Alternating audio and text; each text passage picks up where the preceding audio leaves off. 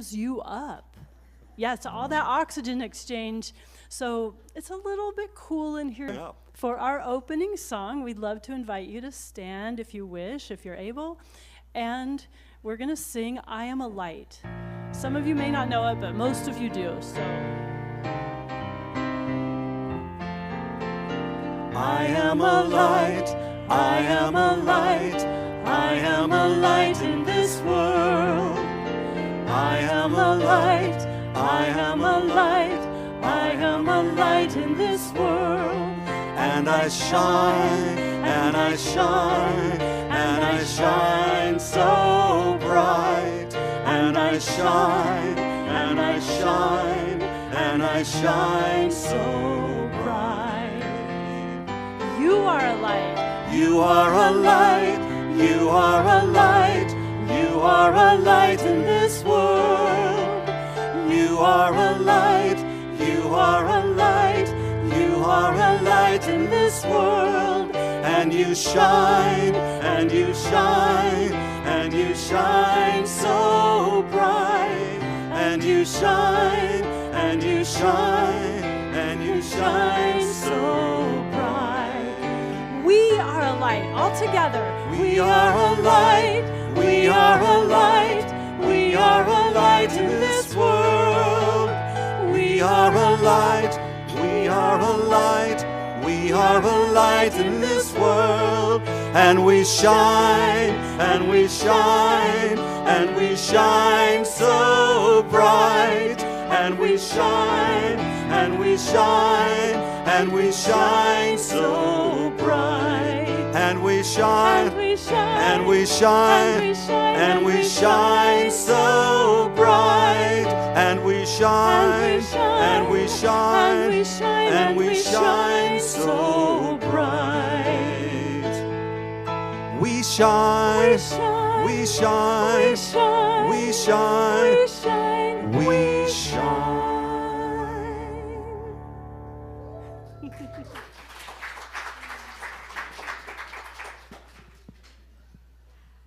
Good morning, everybody.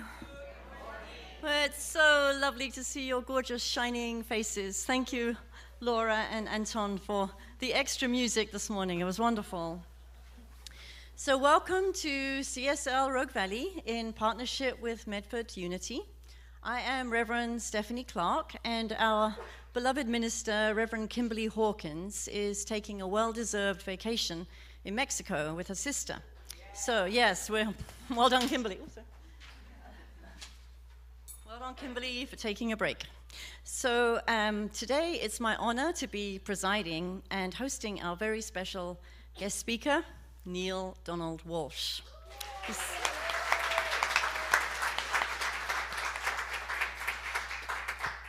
We are an inclusive, spiritual, progressive faith community, and we welcome each of you, no matter where you may happen to be on your personal spiritual journey.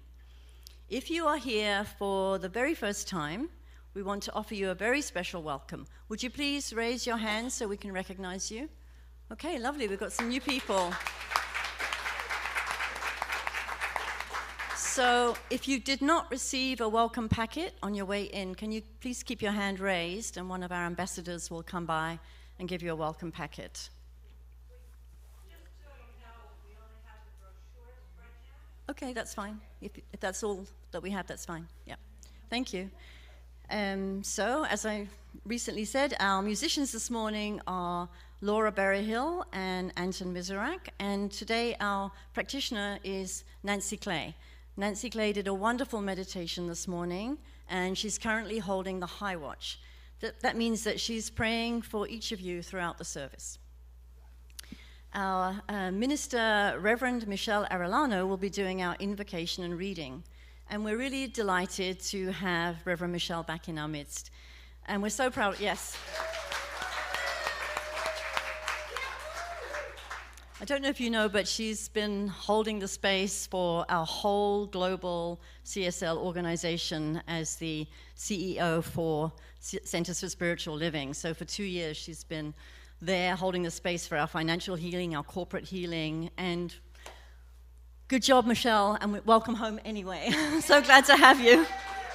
back here. So this is a quick reminder to please turn off your cell phones or put them on airplane mode if you haven't already. And let's take a collective deep breath together. And just allow the music to take us inward as we prepare for our invocation. So I'd like to ask you to please hold your applause after the song as we will go directly into prayer with Reverend Michelle. Thank you.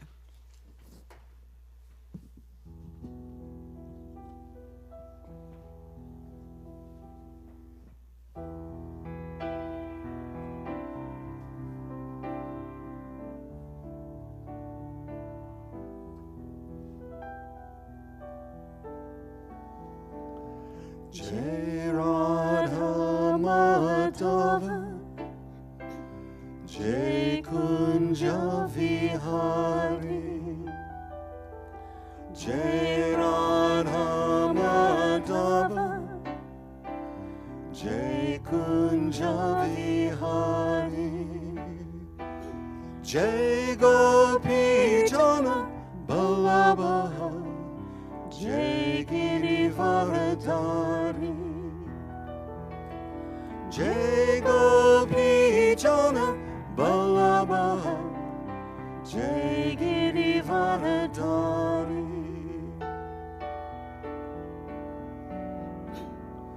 Yashoda Nandana Priti Jana Ranjana, Yashoda Nandana Briti Jana Ranjana, Yashoda Nandana Briti Jana Ranjana, Yashoda Nandana Briti Jana Ranjana, Yashoda Nandana Briti Jana Ranjana, Yamana Tira Banachari, Jai Radha Madhava, Jai Kunja Vihari, Jai Radha Madhava, Jai Kunja Vihari, Jai Gopi Jana Ballabha, Jai Girivardhari, Jai Gopi Jana Ballabha, Jai Girivardhari,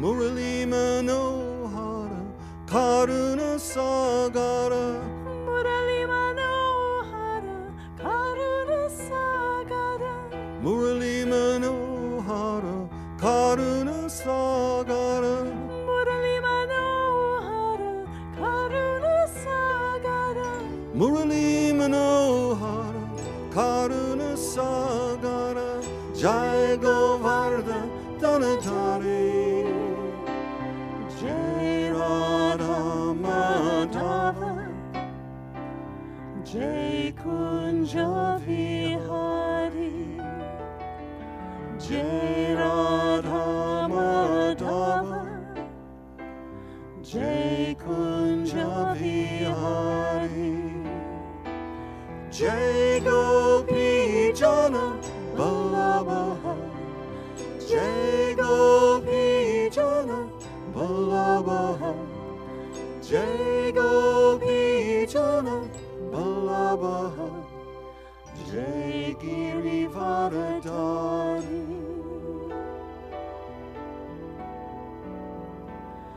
Jai Radha Madhava, Jai Kunja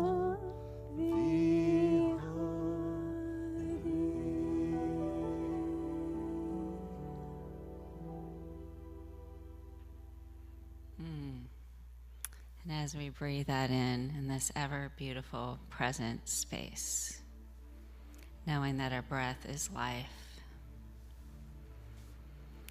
knowing that Spirit is in, through, and around me, this infinite love and light and peace and harmony and oneness and unity. And I know that for me, and I know that for each of us.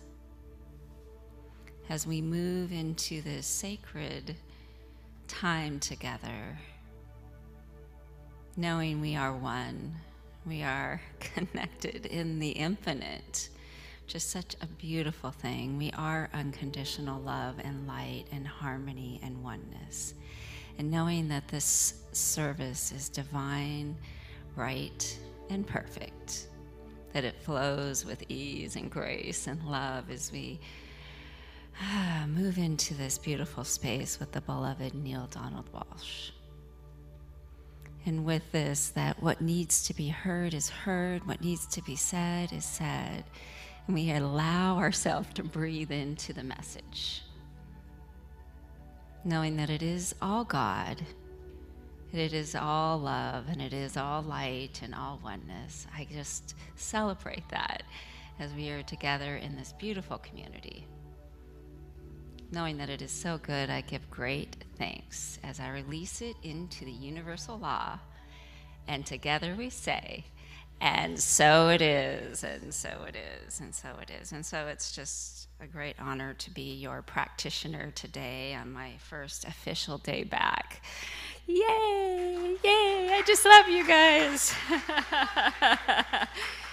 And you know, just like how the universe works, I know I'm going to be quick because I just have a little bit of time, but I found Conversations with God books when they first came out, before people even knew about it. It practically jumped off the shelf into my hands and really helped me on my spiritual path, and knowing that this God was inside me and was my friend. So thank you, Neale. You are a blessing. You are a beautiful blessing. And I remember having this aha moment being like, could this really be real?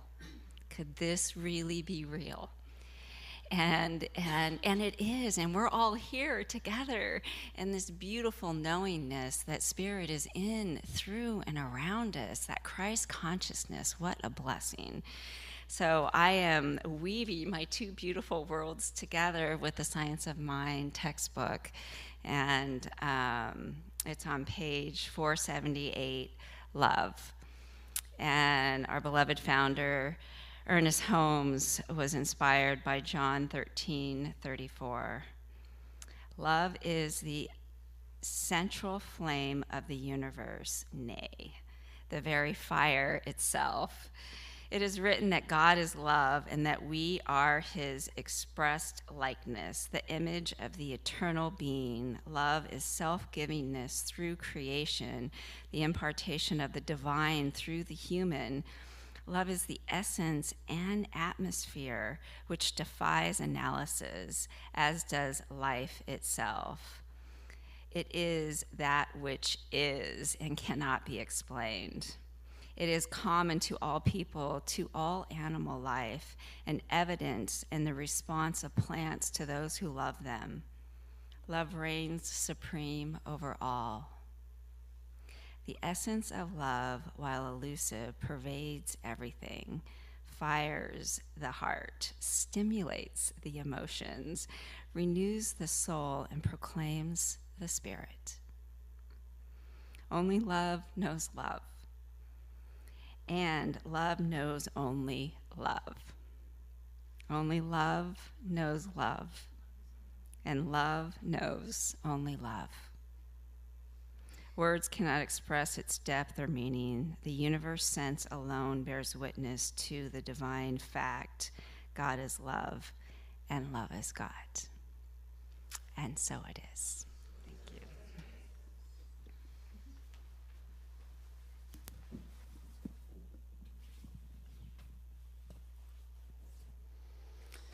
So we're going to do a song that's called The Answer by Eddie Watkins Jr.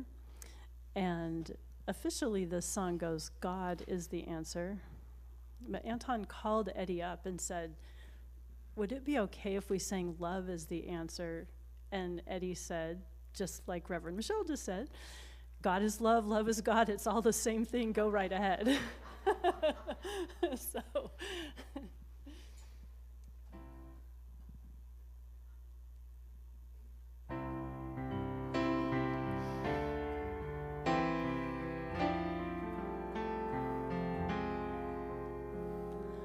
Here we all are, gathered together in this place.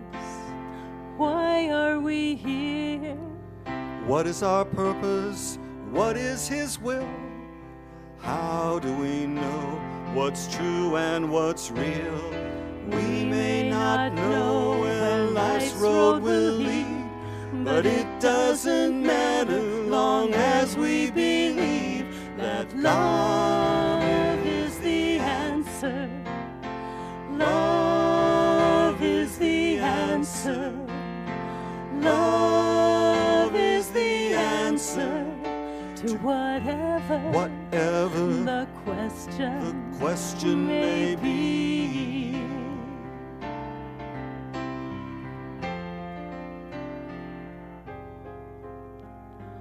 What's going on in this world today? Where do we fit? What can we do to make a difference? What can we say? Where do we go? This way or that way? If we always and truly believe and love one another, we can let the world see that love is the answer. Love is the answer. Love is the answer to whatever the question may be. We may not know where life's road will lead, but it doesn't matter long as we believe that love is the answer. Love is the answer. Love is the answer to whatever the question may be.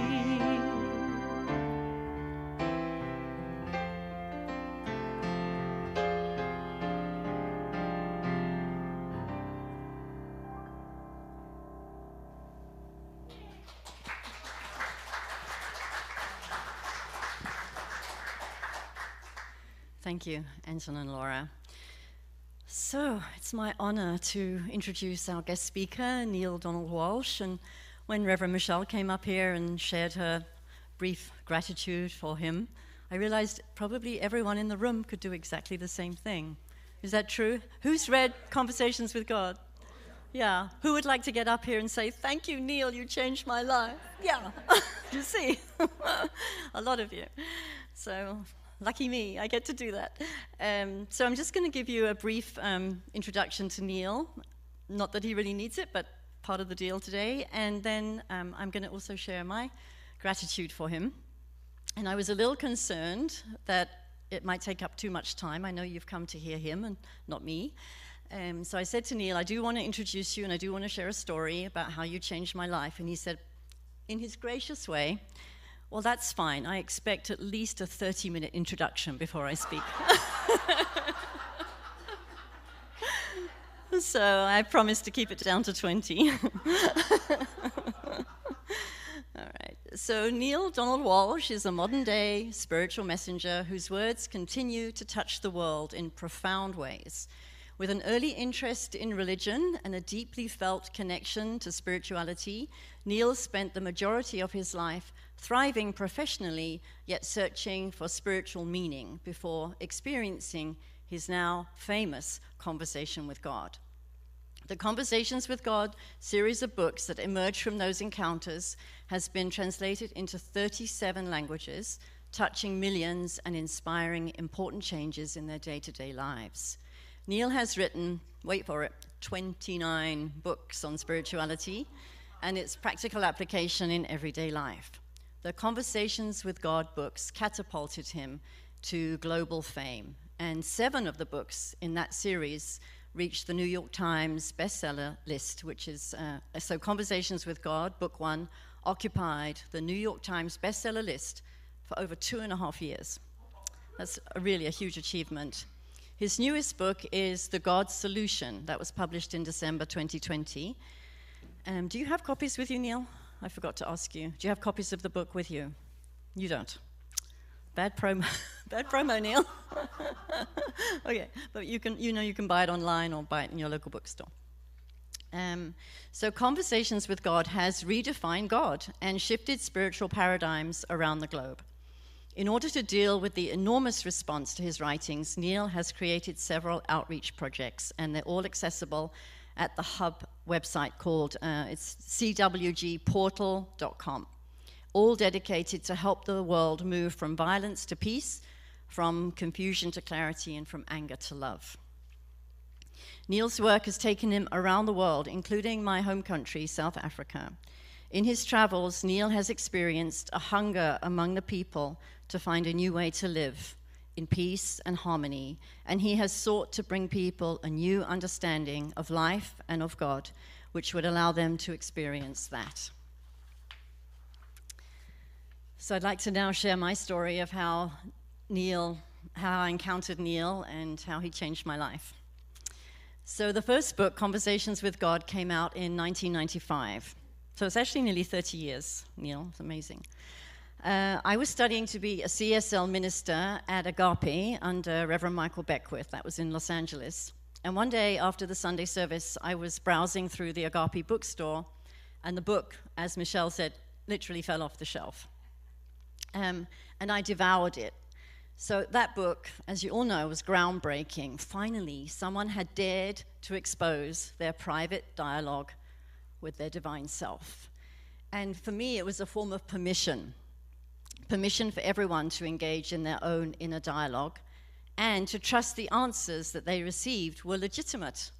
Was that the experience? Just put your hand up if you had that experience, like whatever I'm hearing inside is actually God talking to me. It's not something I'm making up. The book also took the power out of the concept of an external deity, plus the false notion that only trained religious leaders could be the intermediaries between God and humans. It gave the power back to the people. So a few years later, Neale was invited to be the keynote speaker at the Agape Revelations Conference in LA. And I fell in love with him when I heard him talk. And after the talk, I went up to him and I said, Neale, I really loved you. I love what you had to say. Please, will you be my grandfather? And he politely declined. I forgave him much later. So now fast forward to December 1999. That was the year that I got my call to return from America back to South Africa and to start the multiracial ministry to heal the legacy of apartheid. So I had been invited to speak at the World Parliament of Religions, which was going to be held in Cape Town, South Africa. And on my way back to Johannesburg, I stopped at Cape Town to be at the Parliament, and I was terrified. I'd been in America 10 years, and I'd come back to a South Africa that I didn't know. Nelson Mandela came to power in 1994, so rather than the whites being in control, the blacks were now in control. And that was a very good thing, totally happy about democracy in South Africa, but it now meant that instead of white on black violence, well, there was black on white violence. And so I was in massive culture shock, I was terrified of the violence, and I didn't know how I was going to start a church in a very conservative Christian culture. So as you know, I'm a little unorthodox, I like to wear miniskirts, and I was really afraid about being burned at the stake in this very conservative culture. So I said, God, how am I supposed to start a church in South Africa? I've been to school, but I don't know how to do that. And at the Parliament of World Religions, somehow I was brought into contact with a man called Michael. Michael was the national coordinator for the Conversations with God study groups. What are the chances? And he said, we need something like this in Johannesburg, but we probably don't want regular church. We want people to be empowered to have these conversations about their own relationship with God. And that was why he was so inspired and excited about running these groups and being the national coordinator. So when we both got back to Joburg, we met a few times and we talked about how to set up. I was there to set up a Science of Mind ministry, but I was willing to be flexible because people had heard of Neale Donald Walsch. They'd heard of Conversations with God. They hadn't heard of Ernest Holmes, and they hadn't heard of Science of Mind. So it was a natural way in to reach the people who were spiritually awake and alive and inquiring. So what I did was I designed a 6-week workshop in Conversations with God. And Michael helped me reach out to the people who were interested in the book. And it was really well attended. It was really successful. And I said to them, do you want to do church on Sunday? And they said, yes. And I said, do you want to study Science of Mind? They said, yes. So that was like my way into actually starting a church, and I had no idea how. So thank you, Neale, for that. That's the first big miracle. Second big miracle was in that first year of my ministry, a couple approached me to do their wedding ceremony for them. So the groom was divorced, and the bride had escaped from a family of Jehovah's Witnesses. So you can imagine there was no Christian church that they could go to where they could get married in South Africa at that time. And they said, we have a wedding ceremony in mind that we'd like to use and adapt for our own situation. It's the wedding ceremony from Conversations with God, Book 3.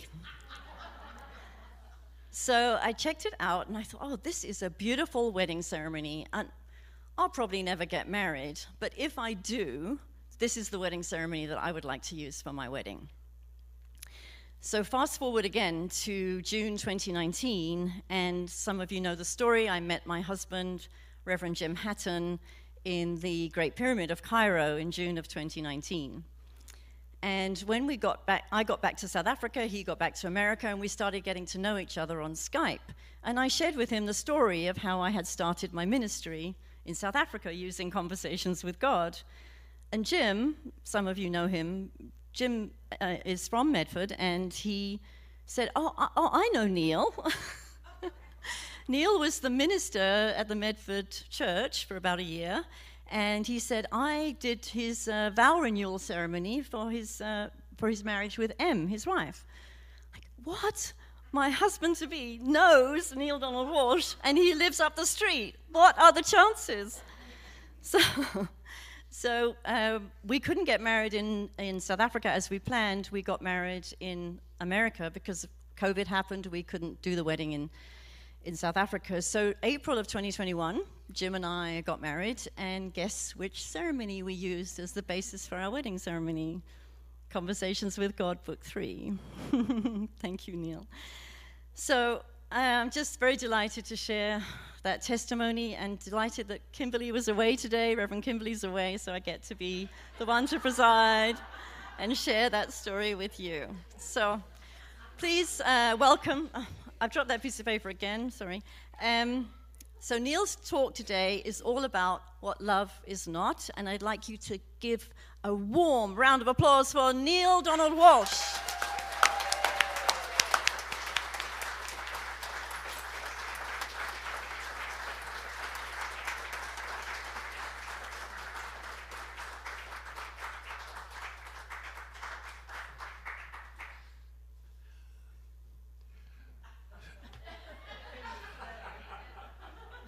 How am I going to follow that?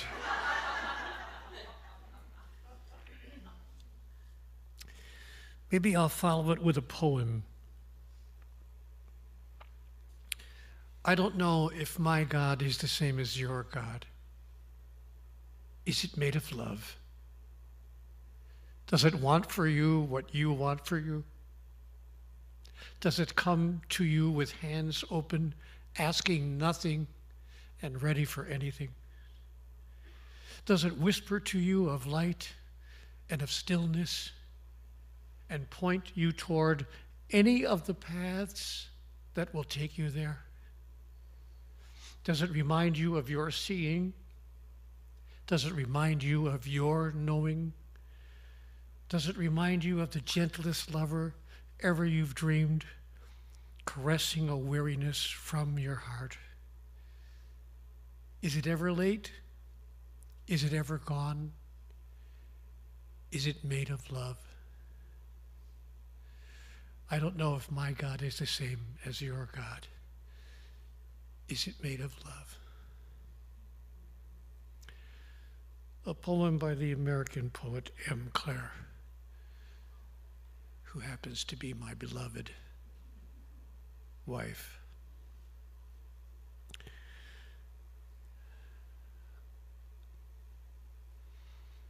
I know you thought you got rid of me, but no such luck. Those of you who have been here for a while may remember that I stood at the pulpit in front of this congregation every Sunday for a year. It's Will Richardson's fault. You can blame him. He called me one day and he said, could you fill in for, a few weeks? We're between ministers. And so for a few weeks turned into 52 Sundays. And I learned in that space of time how difficult it is to stand up in front of the same group of people every week for 52 weeks and not repeat yourself. So thank you, those of you who minister to this wonderful congregation, and it's great to be home. I thought I would talk today about when Reverend Kimberly said, what can you speak of the week before Valentine's Day? I said, well, of course we're going to talk about love, but I would like to talk today about what love is not.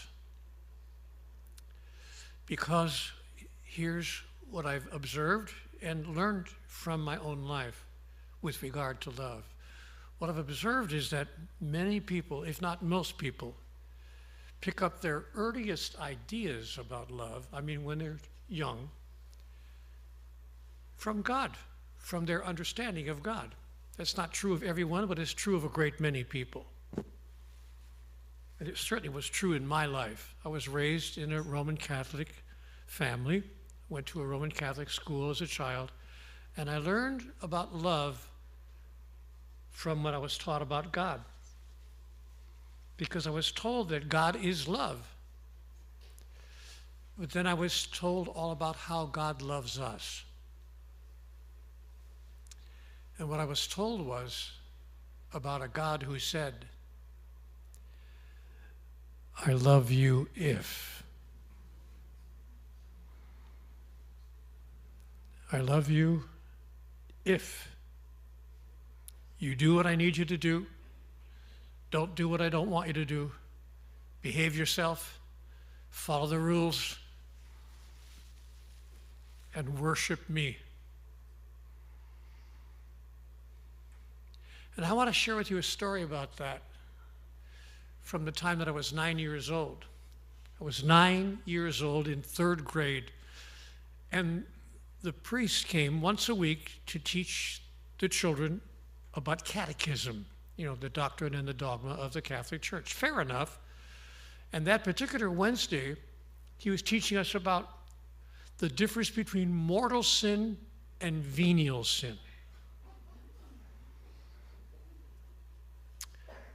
And he told us that mortal sin was the worst offense you could commit against God, and that if you died with a mortal sin on your soul, that is, if you didn't go to confession and hadn't been absolved by a priest, if you died with that sin on your soul, you would go straight to hell. And that hell was, of course, everlasting damnation, everlasting suffering in the fires of hell. So I'm 9 years old in the class, so I raised my little 9-year-old hand. Father, could you give me an example of, because he said that mortal sin was, the most grave offense. Venial sin was kind of like a spiritual misdemeanor.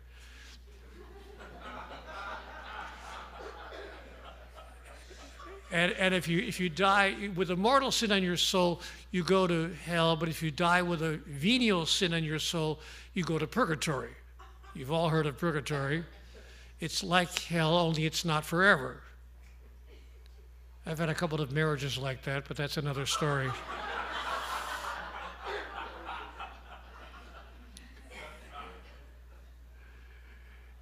So I raised my 9-year-old hand. Father, could you tell me, give me an example? What is a mortal sin? This is not a joke. This is a true story. This actually happened in my life. Father, could you tell me what a mortal sin? Give me an example of a mortal sin. He said, certainly, my son. I'm sure he's going to say, murder would be a mortal sin, taking someone's life savings would be a mortal sin, stealing someone's husband or wife would be a mortal sin. You know what he said?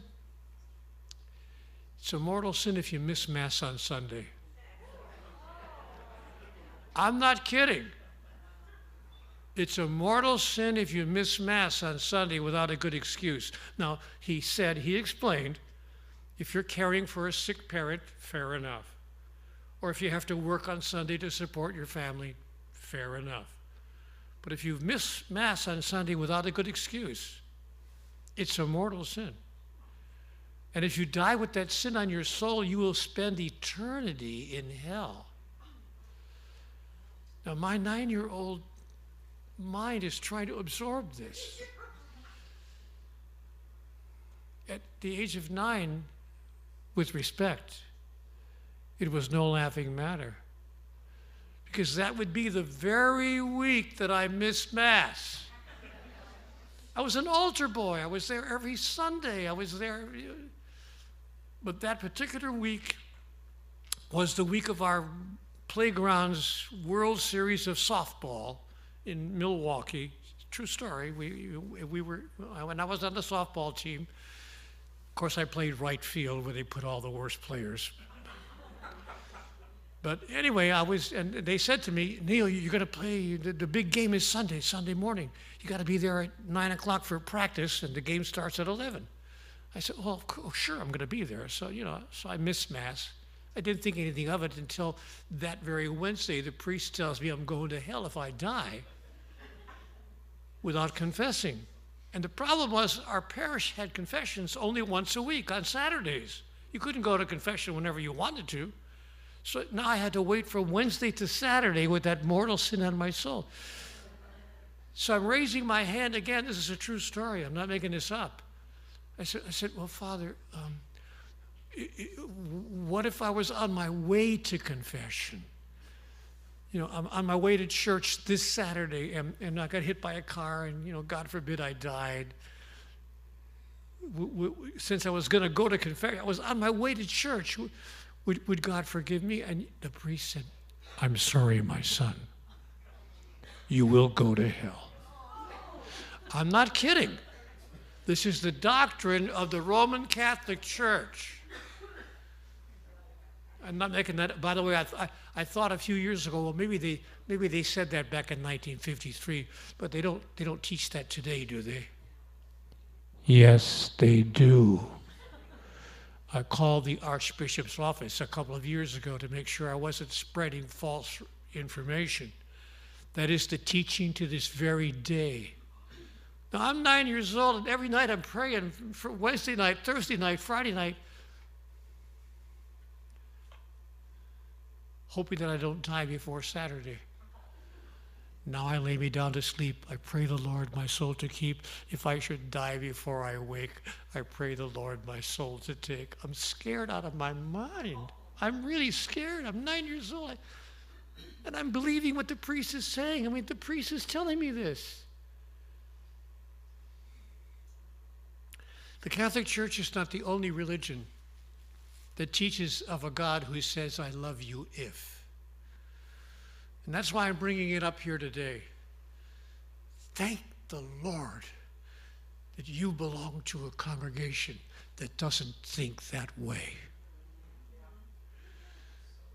But there are some religions that also teach that it's God's command, it's God's desire that if you're a female, you may not be seen in public with your hair visible. You have to wear something over your head. You have to wear something over your face, preferably even cover your entire body so that no one can see the shape of your body if you're a female. Oh, and by the way, speaking of being seen in public, you may not go out in public if you're a female without being in the company of an adult male. You also may not go to college. You may not go to school. You may not hold a job where you earn the same amount of money. This is not a social convention. This is a religious teaching. There's also another religion that says there's a certain kind of food you can't eat. If it's not kosher, you're in trouble. And you better not eat any pork. So we have decided that God is an entity who cares what you eat, how you dress, and what you're doing every Sunday morning of your life. This is the God of I love you if.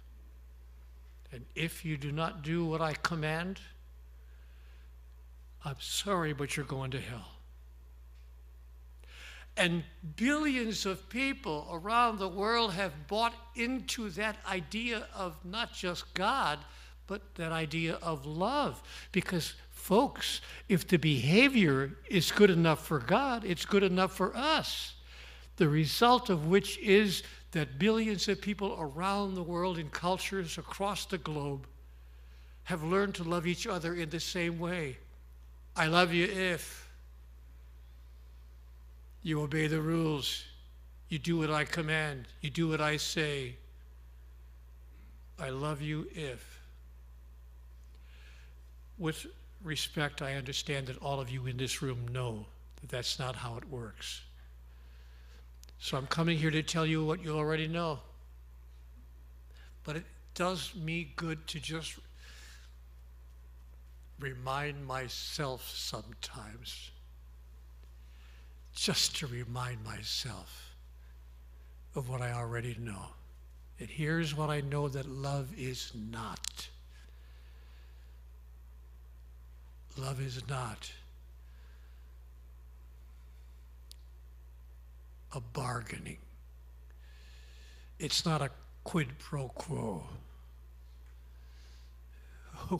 When I told my beloved wife I was going to say that to the audience, she said, honey, don't say quid pro quo. Nobody will know what you're talking about.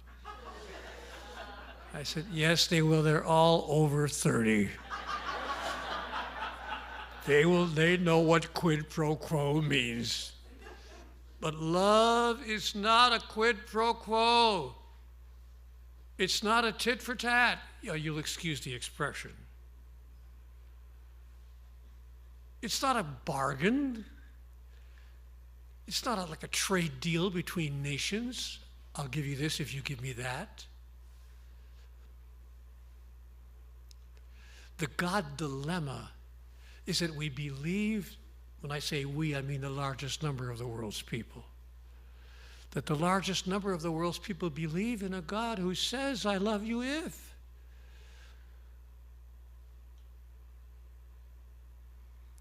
But we don't hold love in our hearts in that way, not people in this room. Because you understand that pure love means that in the expression of it, nothing is intended, expected, or needed in a return for the self. That the true definition of God is, because I asked God in my conversation, I went deep inside. I said, okay, help me understand. Come on, help me understand. How can I define God? God said, you can define me in 2 words. 2-word definition of the highest power in the universe. Pure love. Now, when I say this in front of an audience, somebody inevitably gets up in the back of the room and says, oh, Neale. We've been listening to you for 15 minutes for you to tell us that the big revelation is God is love. Everybody knows that. Even religions that differ on doctrine and dogma agree that God is love. Come on, Neale, you can do better than that. And I have to say, wait a minute, that's not what I said. I said God is pure love. Now my friend in the back of the room will say, okay, what's the difference? The difference is that pure love needs, expects, requires, asks for nothing in return. Nothing. Most people can't believe in a God like that. That would be theologically revolutionary. Because most religions teach of a God who says, yes, God loves you, but. And so, most people believe that love is conditional. I love you if. Pure love says, I need, require, demand, ask for nothing in return. If I love you because of what you can give me, I'm not loving you at all. I'm loving me through you, simply using you as a vehicle through which I can experience what I want to experience. But if I love you because I see who you are, whether you give me anything at all, now I've discovered the joy of expressing my true self. That love is not a receiving, it's a giving. Because I simply see you, I see who you are. Did you guys see that movie a few years ago called Avatar? Wonderful film, yeah. Avatar. It's a great love story, but I don't know whether you noticed it or not. In the movie Avatar, a marvelous 2.5-hour love story, the words I love you are never spoken by anybody in the film. Even the lovers in the movie never say the words I love you. You know what they say? I see you. I see you. I see who you really are. And even when you're not being who you really are, you can't fool me. I see you.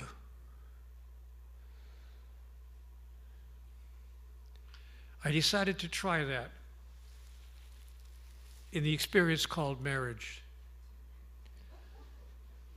Now, I had some experience with marriages. I've been married more than once. I've been married more than twice, actually.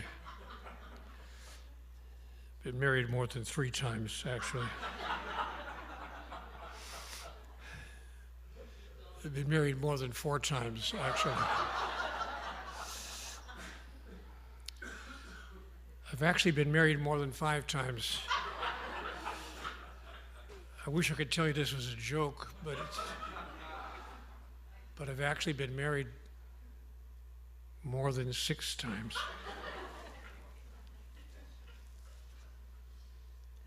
Somewhere along the way, El Dumbo woke up. Because you understand, I always thought when my marriages failed one after the other that the problem is over there. It's not over here. If only she'd get her act together, the problem is over there. And then somewhere along the way, I got it. Oh, the problem is over here. I never knew what love is not until I did. Then I found a woman who was willing to marry me even though she knew I had 6 failed marriages. I said, why?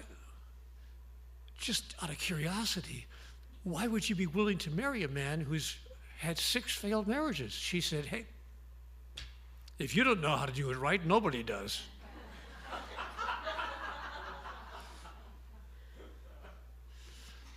So I've spent the past 17 years with my current wife. 17 years. That's not a long time for most of you. But for me, it was the longest marriage I've ever had. And I say to my beloved wife, M, every day, I require nothing of you. Not loyalty, certainly not obedience, not agreement, not pleasantness. I require nothing of you because I love you, not because of what I can get from you, but because of what I can give to you. You've given me the chance to express who I really am for the first time in my life. When you can love the person on the pillow next to you the way God loves us, you have discovered and put into place in your life the message of this church. And so, I wanted to share with you what you already know. I'm clear. Nobody's going to walk out of here saying, "Boy, I never heard of that."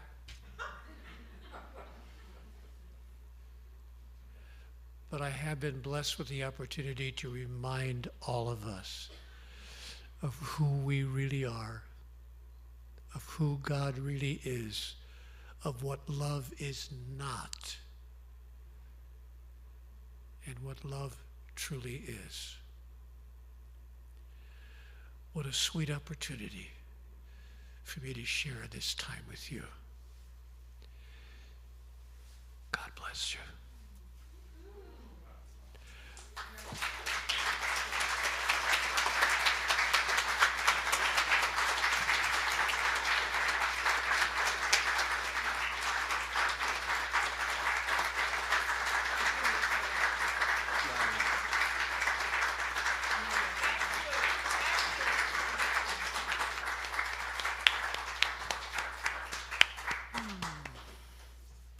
Thank you very much, Neale. And so let's move within and do our prayer together now.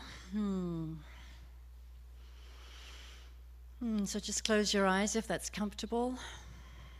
Just turning aside from everything that might have been playing out in our minds, in our hearts, while we've been listening to Neale. All of the memories of love and all of the memories of not love.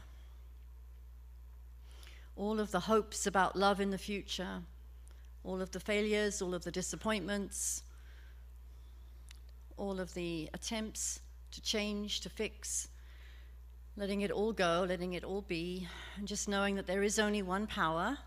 It is love. It is unconditional love. It is pure love.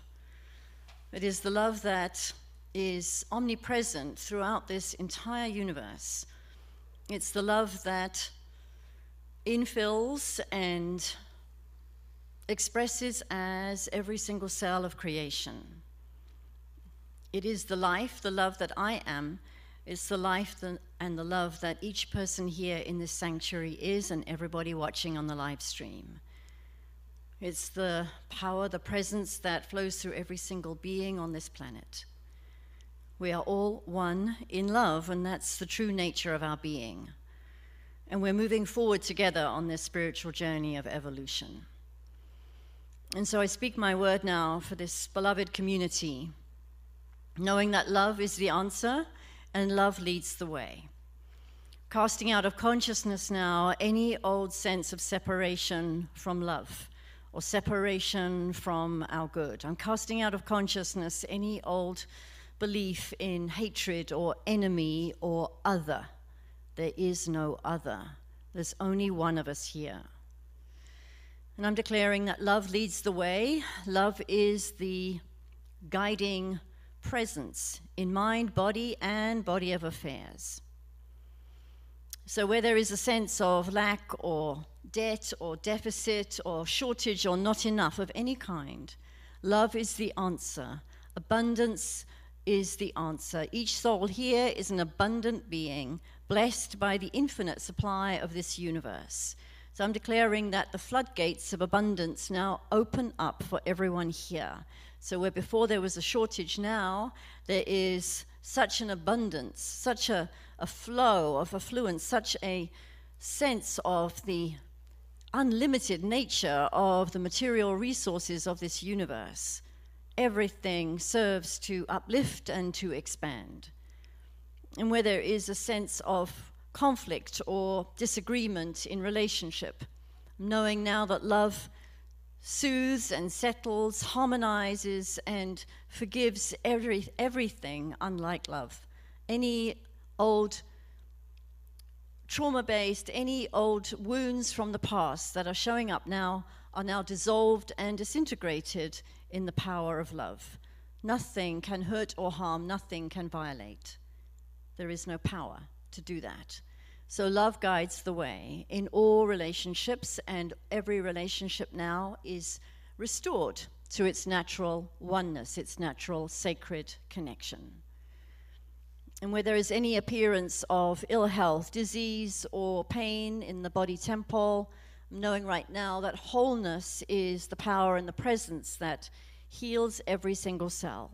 Wherever there is any sense of difficulty in moving or pain in any regard whatsoever, the Spirit is filling the body temple now.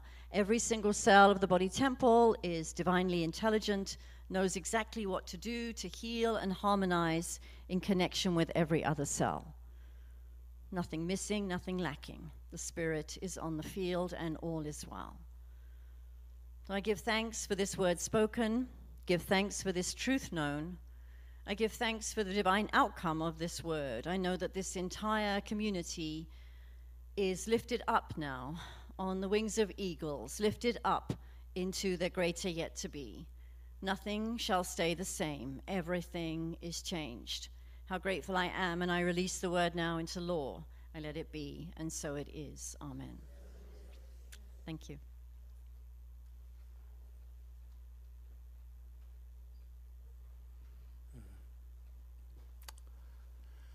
About 8 years ago, I was gardening. Came in from digging in some manure in my garden, and my partner was laying on the couch. I said, "You okay?" She said, "Not so well." I said, "Can I make you breakfast?" "No." "Can I give you a shoulder rub?" "No." "Do you want me in the house?" "No." So I went back out in the garden, and I thought, we're actually giving a talk on love this Sunday at a church. Maybe I should write a song to cheer her up. And so I thought of all the things that made her happy on our land, and I'm going to share that with you now, and with her.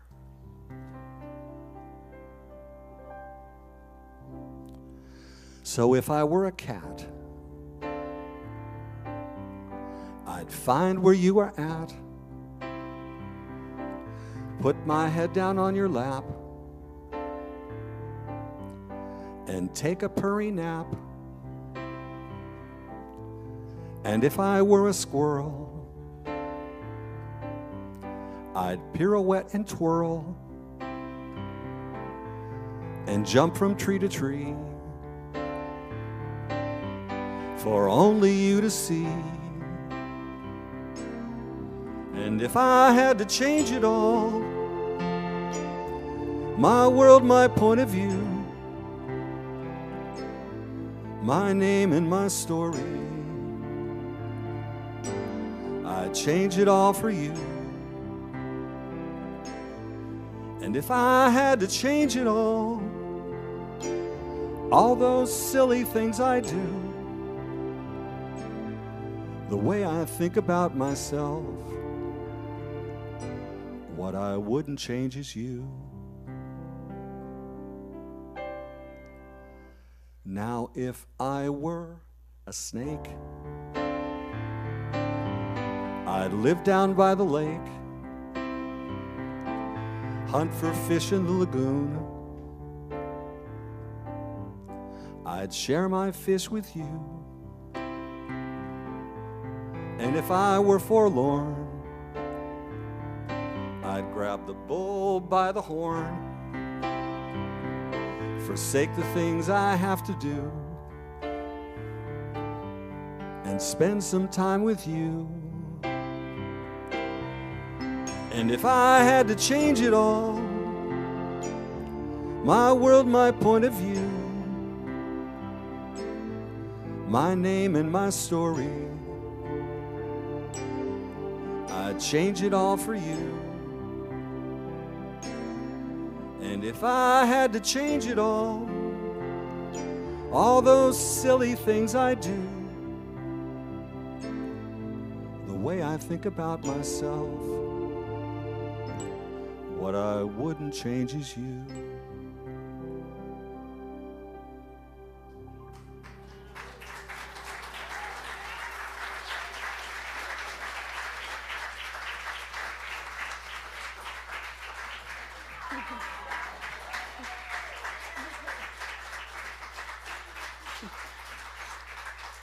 Thank you. That was so beautiful. Thank you for writing a song for today. Oh, that was lovely. Thank you. So now it's time for our tithes and our offerings. We're deeply grateful for your continued financial support. If you wish to put your offering in an envelope, you'll find them at the end of the row in the purple chairs. And the ushers are now coming forward, and I invite you to repeat our giving affirmation. So I'll say it, and then you'll repeat after me. If you'd like to hold your offering against your heart, that would be lovely. So here we go. Graciously I give from a place of love, knowing that as I give, so do I richly receive. And so it is. Thank you. If you are a regular online giver, thank you very much, and please feel free to just bless the basket as you receive it. You're also welcome to get a plastic Benjamin and put that in the basket with your blessing. And the plastic Benjamins are on the table as you walk through our main doors. And we invite our online viewers to make a donation on our website, which is www.cslroguevalley.org.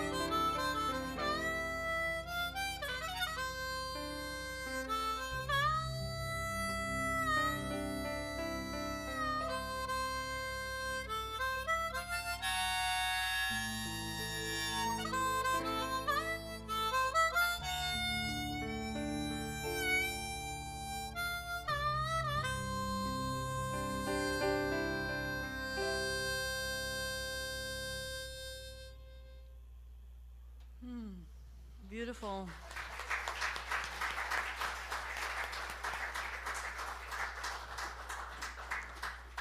Thank you. So now it's time for our announcements. So we've got quite a few going on today. Poetry, a spiritual practice, and Tai Chi. That's Tuesdays, 9:45 and 11:30. And next Sunday, I'd like to invite you all to attend our community visioning. So next Sunday, February the 16th, starting at 12:30 after our service, we're going to do the visioning here in Bosworth Hall and on Zoom. So if you prefer to go home and get online, that's fine too. I'm going to be facilitating it with help from a couple of practitioners. And we're going to be visioning together to know more of God's idea or the divine vision of CSL Rogue Valley in partnership with Unity. So if you'd like to attend online, please check the bulletin for the Zoom link. Otherwise, see you here next Sunday at 12:30. And if you're wondering what's in it for you? So we're visioning for the expansion of CSL Rogue Valley, but also by being there, you are aligning with your own divine nature. So really, you're visioning for your own expansion too. Free of charge, no cost to anybody. So I hope to see you. Our minister, Reverend Bonnie Anderson, is teaching a wonderful class based on Marianne Williamson's seminal book, A Return to Love, which is the book of the month this February. The book is transformational, one of those books that raises your vibration as you go deeper and deeper into it. And here's a quote from the book. "You are a child of God. You were created in a blinding flash of creativity, a primal thought when God extended itself in love. You have brilliance within you." So Return to Love starts on Tuesday, the 18th of February at 4:30 to 6 o'clock p.m. on Zoom. It's a 5-week class, and you can sign up in Bosworth Hall or online at cslroguevalley.org. I'd like to invite Reverend Michelle up to talk about her upcoming class. Do you want to give a short announcement about Foundations?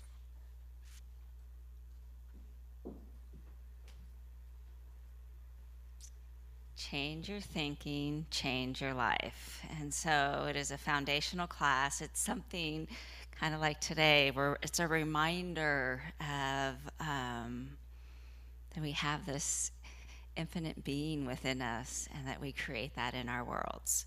And so it'll be interactive, it'll be fun, we'll be doing some spiritual practices in it and kind of cleaning out for the new year and what we want to bring in. It's 6 weeks, it's Tuesday night starting the second Tuesday in March. And it's in the newsletter, and it is from 6 to 8. So I'm hoping to see you there. And if you have any questions, I'll be here after service. It's going to be a fun journey, so I hope you join me on it. And I'm really excited to be back and to be able to be in this space with you. Thank you. Thanks, Reverend Michelle. So another couple of quick announcements. Once again, I want to remind you that Laura, Anton, and probably Alyssa are going to do a kirtan. It's going to be March the 2nd, Sunday, March the 2nd, again, starting at 12:30 after the service. Starting at 12. Oh, 12. You want to start at 12? Yes. Okay, 12 o'clock then, okay. So please come to that, Sunday, March the 2nd. We've got Jason's jewelry for sale outside in Bosworth Hall, which you can go and browse and look at when you're having your coffee. Please join us for food and drinks after the service. Thank you, Michael Sunday, for always producing such a wonderful feast. For those who do not get our weekly e-newsletter, there is a copy of that in Bosworth Hall, and also you can sign up for it so that you get it every Wednesday. There's a place to sign up out in Bosworth Hall. There's a prayer box at the back of the sanctuary for CSL and for Unity, and you will find prayer request forms in the rack underneath our purple chairs or at the back of the sanctuary. You're also welcome to write your prayer request and put it in the box there, and our practitioners will pray for you for 1 week, and at the end of the month, all the prayers are sent to Silent Unity. That's the prayer arm of the worldwide unity movement, and your prayer requests will continue to receive prayer through Silent Unity. So, we're coming to the end of our service. Thank you very much for staying a little longer today. I'd like to invite the practitioners to come up to the front, please. And remember, you can come up for a 5-minute miracle after we say our closing prayer and our closing song. So please take advantage of these wonderful souls. They've trained for years. They're wonderful beings, and they're happy to sit with you, hear what it is that you need prayer for, and then do a spoken prayer for you right there. So don't go home with a burden on your heart. Make sure you get prayer before you leave the sanctuary. Okay, so I'm just going to give thanks now. I give thanks for everything that unfolded here this day. I give thanks for everything that transpired. I know that this service has been a massive upliftment to everyone here, and that we all go forth from here with angels by our sides, angels leading us, angels going behind us, angels watching over us. We are blessed and ever blessed, and so it is. Amen. So it is. Thank you. We'd like to ask you to stand for our closing song. Stand if you're able, unless you choose not to. And we'd like to thank the audio-visual crew and everybody who's come today.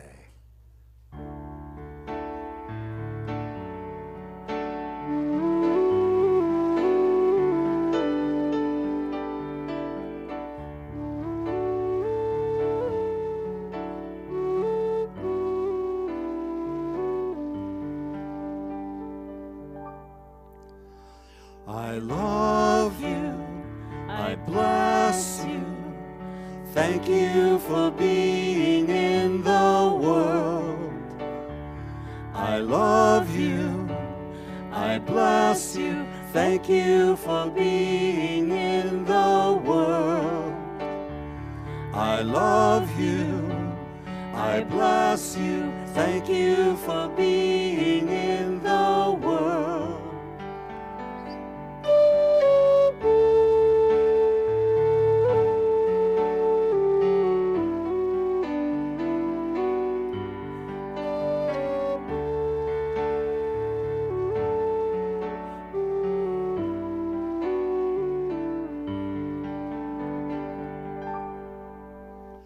I love you, I bless you, thank you for being in the world.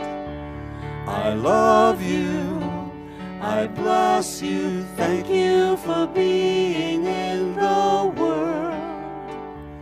I love you, I bless you.